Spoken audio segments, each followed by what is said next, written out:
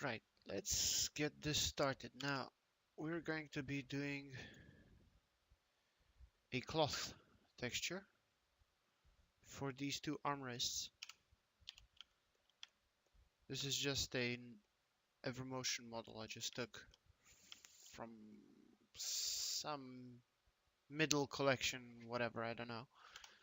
The background is just a plane with two edges pulled up and then chamfered.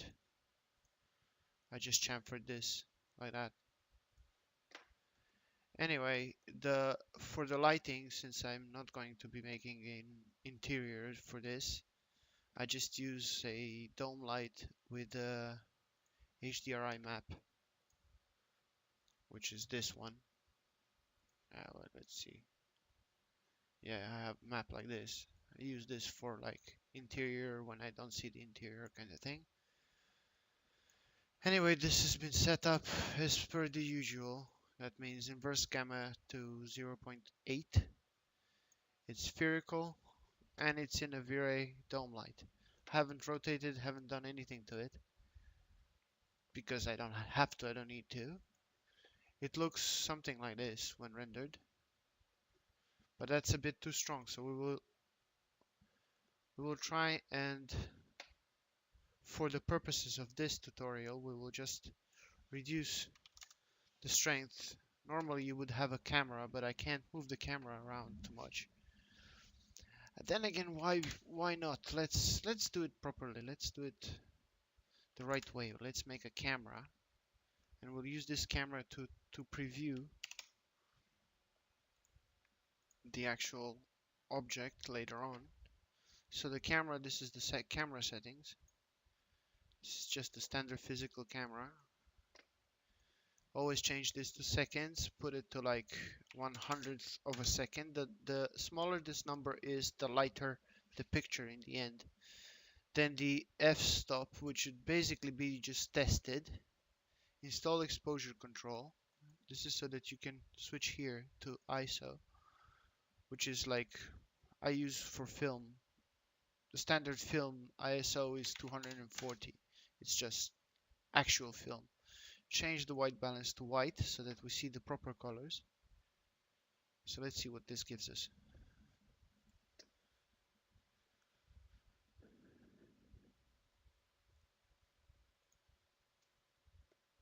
It's still a bit too bright. Then again, it's bright because this color is bright. So that should be fine. Let's see what we're gonna do about this. So this is the basics. Okay, let's create a new material. Now for cloth, you want the color that's facing the camera to be darker than the color that's facing away from the camera. Now one way to get this done is to use a fall off map in diffuse slot like this. And now just if you don't have a texture, and even if you do, but if you don't have a texture, all you have to do is change the colors. So let's, I don't know, let's make it some not too unpleasant color. Like, also one more tip, because if I were to go in this and change here, I would have to look for it by hand. I can just copy this color here, then just that to make it lighter, like that. Reduce saturation, maybe make it lighter like this. And then we put it on the object. Now let's see. Still haven't set up my region rendering here, so we'll just go with it for now like this. Now you get this change of color depending on where it's facing.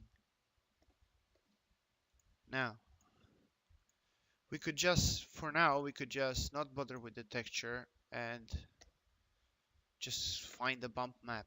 The bump map is important. You need something that is like cloth. Ideally, you would actually need cloth.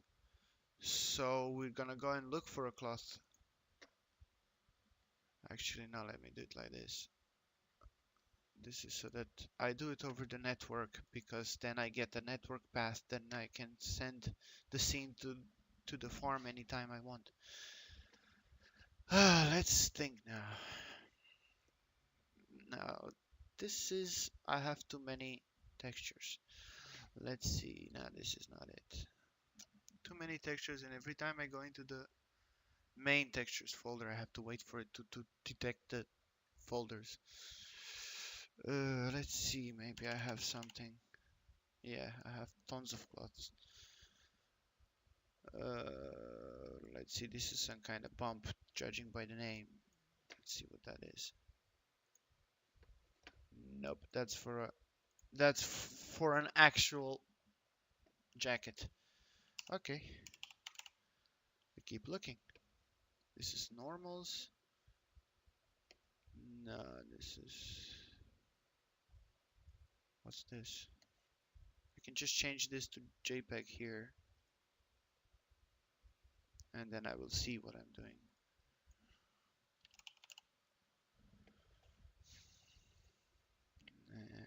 That's class 5. This sucks.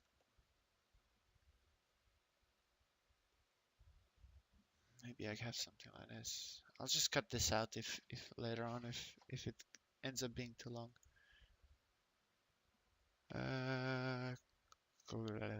Glass, marble, metal, paper, textiles. There we go.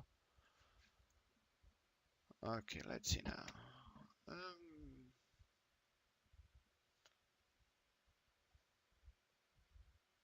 Actually, what we can do is we can use a cloth texture, an actual texture with color for the bump, because we don't need a very strong bump. But then again, if you do need a strong bump, then you just take a more contrasted, but I'll show now how to make it more contrasted directly in Max. You don't need Photoshop for this. Okay, let's take this one. This one looks good. Let's display it so we can actually see what's going on. I've switched to perspective to have a look. Okay, now this is an Evermotion model, so it already has UVs on it, but this is too big. So in order to fix this without having to do UVs all over again, you have the modifier that's called UVWXForm. This allows you to change tiling on an object that already has UVs. Doesn't always work, but if it's an object you took from a library, like 99.9% of the times it actually works. So we'll make it like this. Go to our camera, take a closer look, and since we're here, I'll switch on the farm so that it just doesn't take as long to render. This you should set about the settings when you're setting it up. This should be about the size of the RAM you have, but since my farm has 24 gigs of RAM, I'm putting it on 24. Put this on auto so that V-Ray can decide how much memory it needs and where. This is something I always change myself out of habit, but you don't have to do that because you're using Embry, so this doesn't really matter. Now let's see. GI, these settings are like classical V-Ray settings that them guys who make V-Rays think are good. Not really, because they're slow. But anyway, ambient occlusion is always 25 centimeters, and then you modify it by looking at the picture. We put irradiance map. Oh yeah, great. -6, -2, so that we get smooth surfaces here and there. This I will change to like 80. This can stay 50. The bigger it is, the better. This we will not touch. Remove multipass, reduce randomized samples. Multipass can actually speed up the render, but it looks slow. So I want to see the result faster when I'm test rendering, so I never switch it on. light, uh, light cache up to 500. Pre-filter, what the hell? Evermotion, they've been using, this is an old model with old V-Ray settings. So like it's set for an old V-Ray, see world and shit. Let's see now, let's put it like the standard. No, that was actually, was it 02? Yeah, it was. Hmm. Probabilistic lights always on. This is in global switches because this speeds up your render. It does make more noise, but you don't care because your render settings are always set later to remove noise. Now, for architecture rendering, I use Lanczos. Lanczos is good. It gives you a moderately sharp picture and doesn't slow the render too much because image filters slow you down. So the fastest is area. Catmull ROM is the slowest. It gives you a very sharpened image and it's not really good. It's hard to process in Photoshop later. Anyway, Mitchell Netrovali, which is another filter I used to use a lot. I don't use these because these are for video and they're not interesting. They're blurry, most of them. Anyway, Mitchell Netrovali, it sharpens the texture but leaves the edges as they were. So whereas Catmull ROM gives you sharp edges, Mitchell Netrovali gives you sharp textures only. Anyway, we'll use Lanczos because it's a V-Ray filter that is, well, it's V-Ray filter. It's made for V-Ray and it's used mostly in architecture. Now subdivs, we'll leave it 4 and see what happens. Local subdivs, you already probably know what it is. If you switch it on, then it will use material subdivisions. If you switch it off, it will figure them out by itself. It's usually stupid, but not always. Anyway, bucket width, I've found through experiments the optimal bucket width for most of the renders is 16. But when you do a final picture and it's bigger, then make it 32. You don't need to go bigger because if you go bigger, it can actually slow down the render a lot. Okay, noise thresholds. Yeah, there were not much, but anyway, we'll see what happens. You don't touch the camera. You change color mapping to Reinhard because that gives you contrast. Color mapping only, no gamma. Subpixel, switch it off every time, and switch off clamp because if you don't switch off clamp, you will get a like an image that is limited in its lighting information. So every time you render an image, you get an HDR image actually. What you see in the view, this frame buffer is an actual HDRI image. So if you go and you save this in an EXR format, you will get an actual HDRI that you can then in Photoshop adjust lighting and exposure and whatever without losing too much quality. But if you switch on clamp output, then you are limiting the range of light in the picture and your bright areas will not be as bright as they should be and your black will not be as black as it should be. So in other words, always keep it off. Well, at least until I figure out there is a method that uses it and it's useful, and then I'll tell you, and then you'll switch it on. But until then, still hasn't happened. Anyway, that's it. The size is 720. I usually use 720, but you know, you can always change it to like pick like a square or whatever. Anyway, let's see. Oops. Oh, yeah, it's okay. Let me just make this bit smaller. Yeah, I think I went 1080, but okay, anyway, never mind that. And we have a bump map on this. Now it looks like some kind of rubber thing. Yeah, and maybe one of my nodes is having trouble, but never mind. Anyway, it looks rubbery, and it looks rubbery because of the default, well, I think because of the default speculars. So let's see now, what else can we do? Now every object has a reflection. Every object reflects light. So I changed to microfacet GTR, which gives you the more realistic light behavior on the surface. It's slower than any of these previous ones, but it gives you better results. So if you can, you should use it. Now let's see, canvas. This bump map has blur. Let's put blur down. Let's see what that gives us. Let's take a region. First of all, let's see. Because the thing is, I've now changed the bump, and even that may actually make it look better without having to fiddle around with yeah. It is a bit better,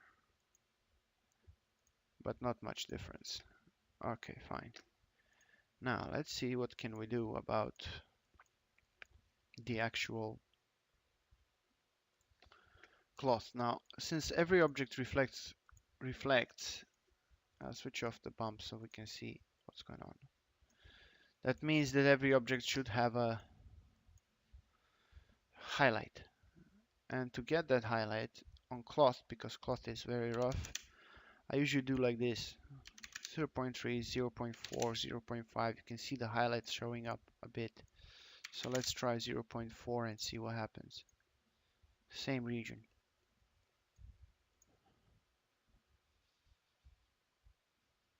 I switched off the bump, yeah. How smart. Okay, let's try it with the bump on.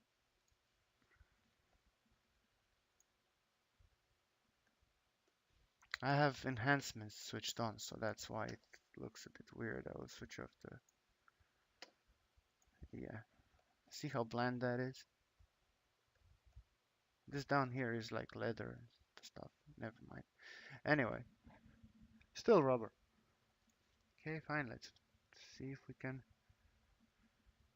make it look better. Actually, let's see the whole thing.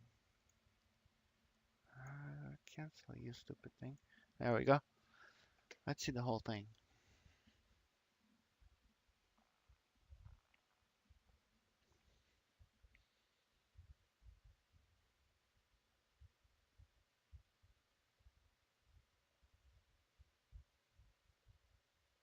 Actually, it does look better. You can see the highlight over here, the slight highlight. You can see how here it looks as if it's clothy. I don't know how I should say that. Clothy. Let's take a look from a bit further away. And let's have a look at the whole thing. So we'll change the view.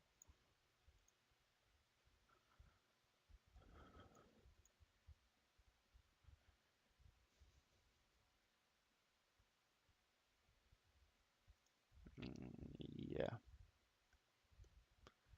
Something is not quite right with the geometry on the farm. That's why I get these squares and whatever.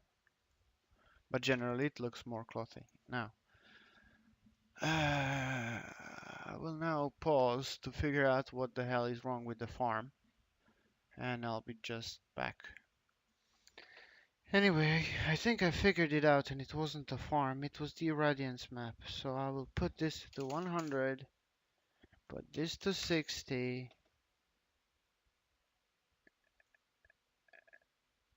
and basically that's about it. Good exact. Let's try these two.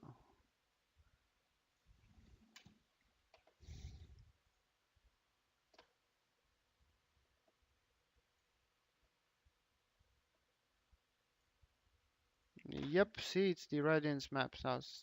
Check this out. If I put it on brute force, it's fine.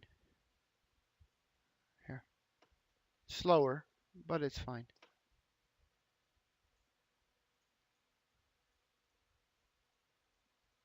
No squares, no screw ups, no nothing. but it's slower.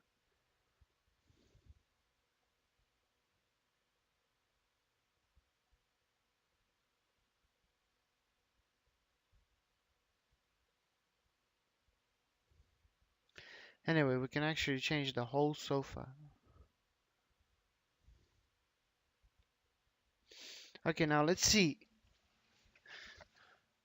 This is basically enough for most intents and purposes. It does look like cloth, and well, it's okay. But now there is another thing you can actually do if you have a close-up of your cloth part. So we all like to do close-ups if we can of one detail or something, so to make it more interesting. So we'll just position the camera a bit closer.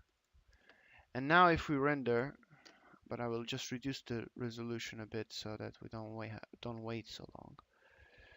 Now if we render, we will see this is not cloth because it doesn't look so good from up close.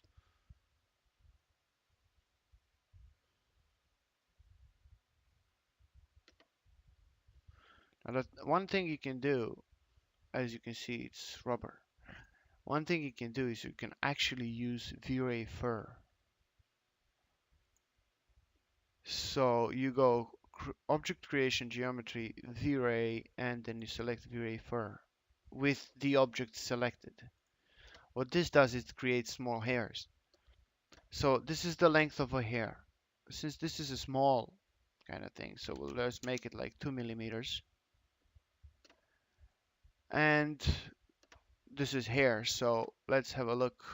It's basic, so let's have a look see what it looks like. Okay, now it's too thick. Thickness, exactly, 0.01. Let's see now.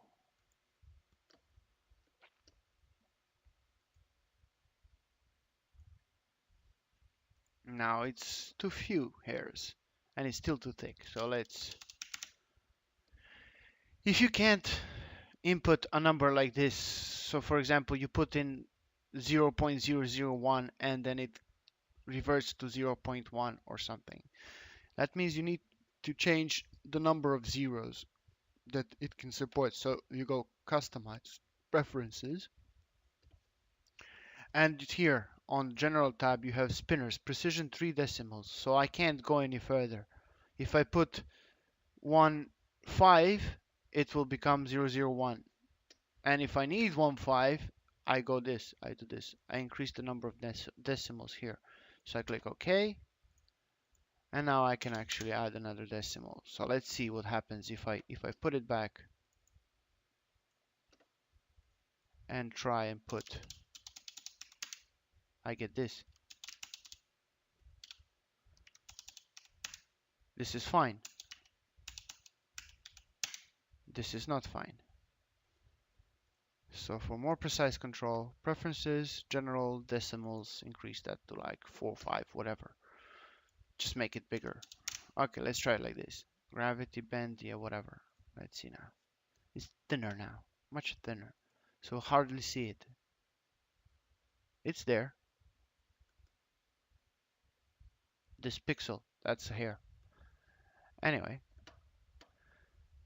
it's okay if it's like this. Why? Because we will now increase the number. See distribution here. This is per area or per face. So this needs experimentation because if you have an object, as you can see here, that the mesh is relatively well thick. It's not too thick, but there's a lots of polygons on this. So we can per area, one area.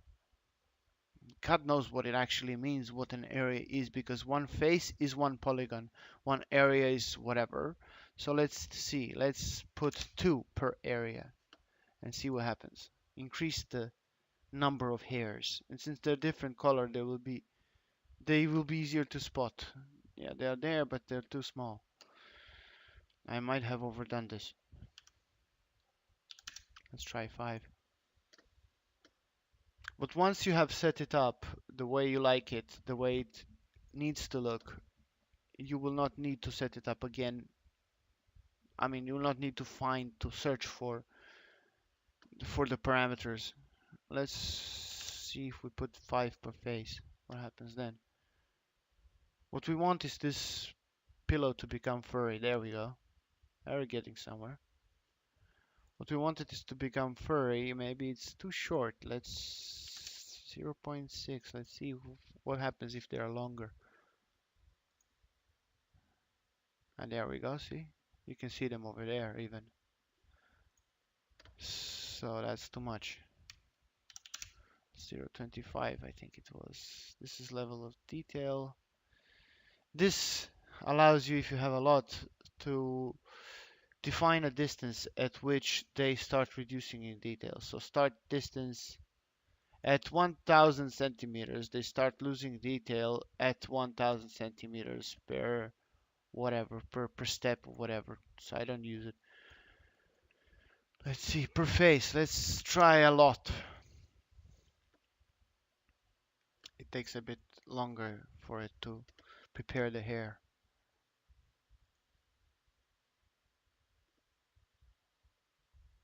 Now it doesn't look like much because the hairs are a different color. But if you take the hairs and give them a material, since they are an object that is selectable, fur, you can just assign a material. At least I think I remember correctly. Just assign the same material that's on the pillow. Let's see what that gives us.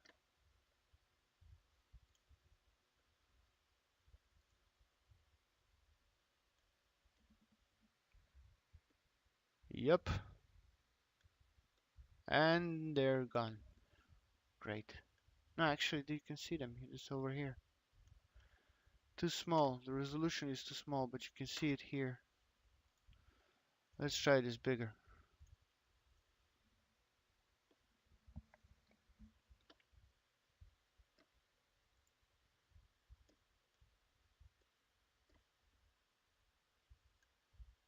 Yeah, they're too tiny to see. They are there, but they're too tiny to see the hairs. You can see them, some of them here. There we go. And that's not good coverage because we have them in corners mostly. So let's see, entire object, general curl, whatever, curl. Let's try 600 per face. Let's like go crazy. Make them a bit like longer. Ideally, you would go and you would look for the material that the cushion, that the pillow is made of or covered with, and you would find in the specifications of the cloth what the actual length of the hairs is, because that information can be found. It just requires a lot of searching. Then you can set up your materials with this basically every time without error.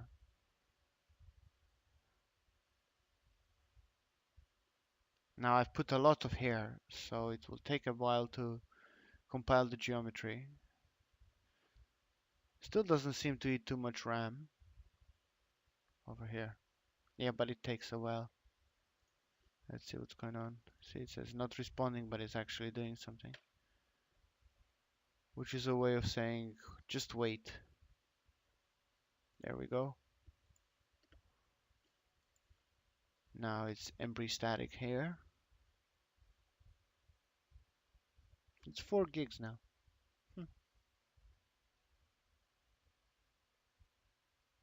Yeah, a lot of hair.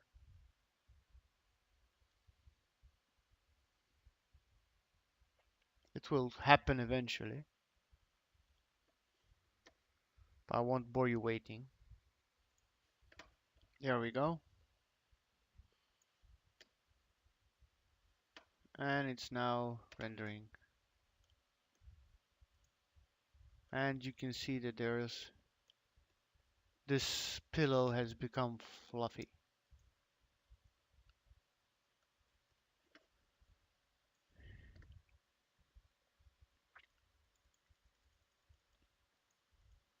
But since the hairs are too tightly packed, you can start seeing divisions of polygons because the hairs grow from polygons. But generally 600 is a bit too much, so you can experiment by reducing the number of hairs and then making them thicker or longer so as to, look good. And that's basically the whole dogma of 3D. Shove it in there until it looks good. Basically, you can change the gravity so they stick out. See, if you make gravity 0, they will just stick out. Another thing to try. See, the length, thickness is still, yeah, no thanks. Let's make them a bit thicker. I've reduced their numbers, so this should be faster. Yeah, there we go. But see, I can't see them now. They're there. This noise here, that's them. Another thing to do is to create a hair material that might help. So we go instead of standard, we do V-Ray hair. This is a hair material to which you give the diffuse that you have here. If you are using a texture instead of colors, two colors, then you just judge what is the main color of the whole texture, and then just put that. You put it in diffuse here, so it's blue. See? Now specular we can reduce because this is just cloth and gloss, so it doesn't shine too much, but you can't see it on the preview. Now let's see what happens with this now.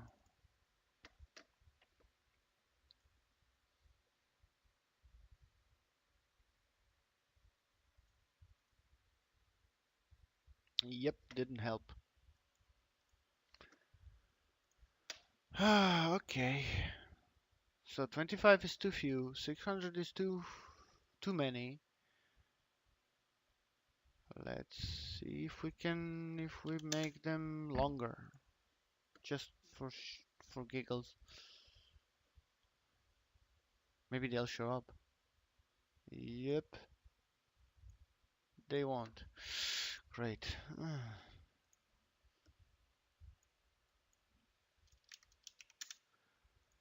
I haven't had the chance to do this too often. I know the technique, and I've used it like once on a... Oh, there we go. The thickness was the problem. They were too thin. There we go. They're too long now. And there are too few of them. So we'll just put 150 and make them 0.32. I've done this once on a piece of cloth, and it was okay. It took me like 2 hours or something to get it right, and then I didn't need the cloth, and that cloth never got rendered. But it's okay. Oh, there we go. Now we're getting somewhere. There we go. See, it's all covered in hairs. Now, if you make those hairs short, like really short,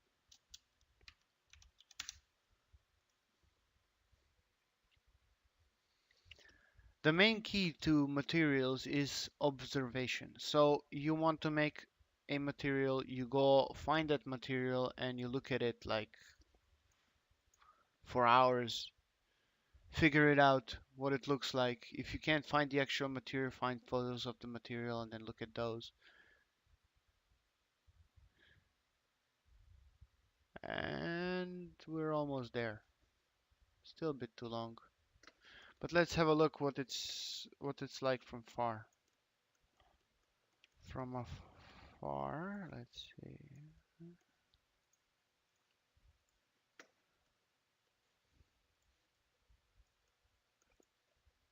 And let's have a full render.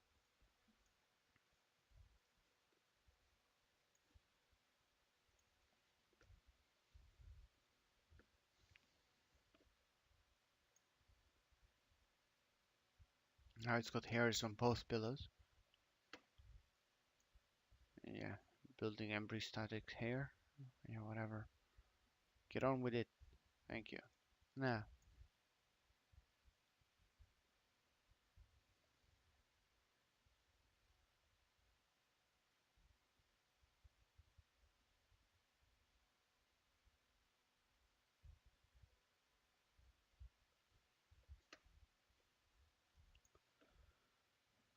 now we get these. This is due to geometry and how it's positioned. And since hairs are not meant for really looking at from this far, you don't need them this far, but it was just interesting to see what they look like.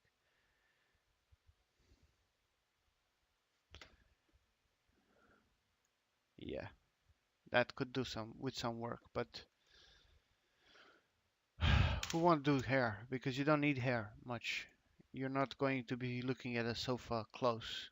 You just put it far away, and then you get this without the hair.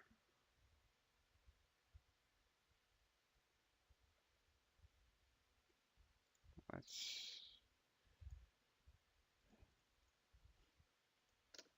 just picture that. That's it basically. Now let's see what the sofa will look like if it's all the same. As you can see, by the way, this is what was giving the dark splotches of hair. This geometry, because it was located on polys, so I should have changed it to area and increased that, and then you wouldn't get the black things. Anyway, let's color the whole thing just for fun. See what it looks like. There we go. Now, again, the texture is too big. Mapping is big, so we put an UVX form on everything. Or actually, we can do this. We can copy and select all this stuff. Remove. We can't. Yeah, I need to put an edit poly on the top. So we can remove this like that. And it's not good. Let's just do it the old-fashioned by hand way. And even that doesn't work much. So I guess since this is a box, I have no choice. I have to put UV map, put a box on it, make that higher, and then do tiling here. I can actually do it 3 by 3. Nope, can't do 3 by 3 because it's too big. Just visually match it, because it doesn't really matter. I mean, of course, if you have the sofa in front of you made of some particular cloth, then yes, you should go and look at that sofa and match it perfectly. But since we don't here, so it doesn't really matter. Let's try this DX form. Nope, wrong object. Is it the wrong object? Why isn't it working? And there we go, see? It doesn't work on these faces, so again, no choice. But let's just rotate this a bit so it matches better. And now,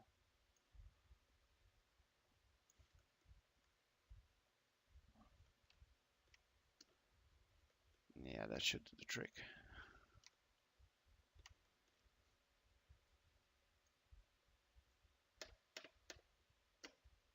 Yeah, see, this happens when it's not entirely correct. So let's try this again. 3.5, 3.5. Yep, entire, there we go. Just apply to entire object. Why it wouldn't apply to any, to some of it, God knows. Anyway, UVX form applied to entire object. Let's see now. Actually, I could have done it from like this from the start, except I was a bit stupid. But never mind that now. Now we know. Just put apply to entire object and it's done. Actually, I can do it to this as well. So it matches the pillows. This should probably be a different color, but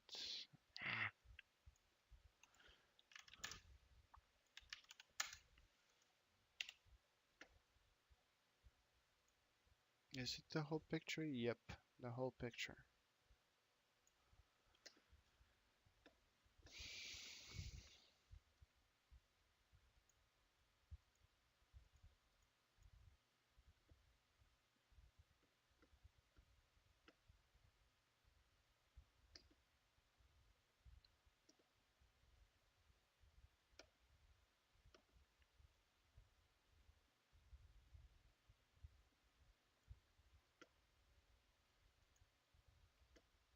And there you go.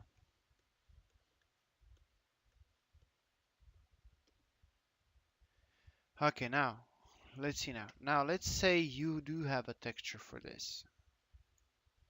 You don't want it just to be a color, you need it to be a texture. So in that case, what you do is you do everything the same, the material, do everything the same, and put your main primary texture into the darker slot. So let's see if we can find some not too ugly a texture to try. Let's see now. Yeah, too many textures. Multi textures, wood floors.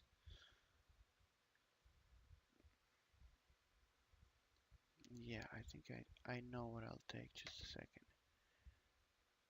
Uh, yeah, I remembered. I'll go total textures and I'll take, was it 9? Yep. Hmm. Let's do it like this. Yeah. Anyway, let's say you have a texture.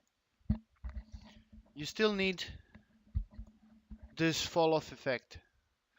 So what you do is you put your primary texture, the texture that you want, you put it in the top slot, in the dark slot, and then you copy it down.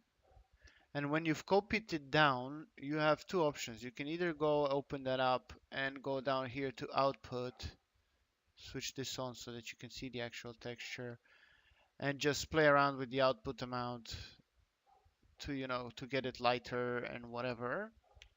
But the better way is to change it from bitmap to color correction and then put this back on, and you need it to be less saturated and brighter, a tiny bit brighter, like that, so that you get that edging thing, edging effect. Let's see what it looks like.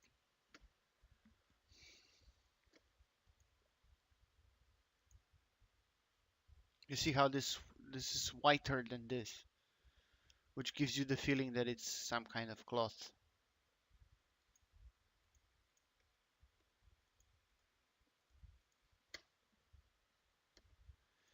Now the trick here is the HDRI lighting.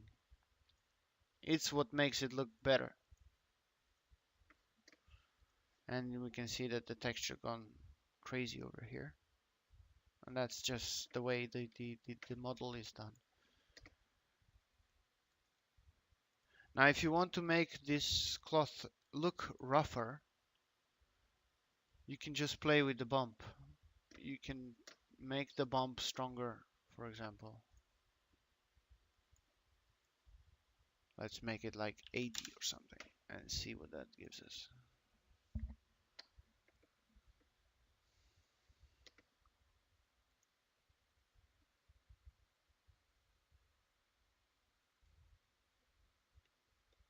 hasn't changed much.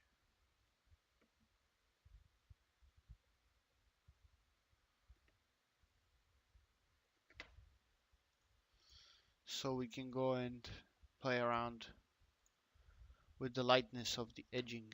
So we had it this light, so we can have it even brighter.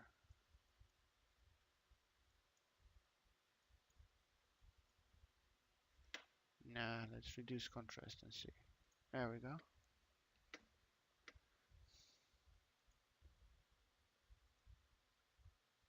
It's a bit too bright. But again, that gives it the more fluffy feel. Because this effect in reality is created by the tiny hairs on the surface of the cloth. This whitening and fall off. That is tiny hairs on every cloth. Because every cloth has tiny hairs all over it. And they reflect the light differently than just pure plastic, metal, or board or whatever. And basically that's about it. So look. Anyway, the directions are there. This is basically the basics of cloth. So I will be packing this scene up the way it is in an archive and giving it to you. Plus you'll have this video. I hope I haven't been too boring.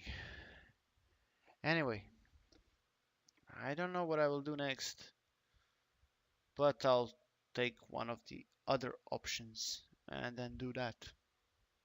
There we go.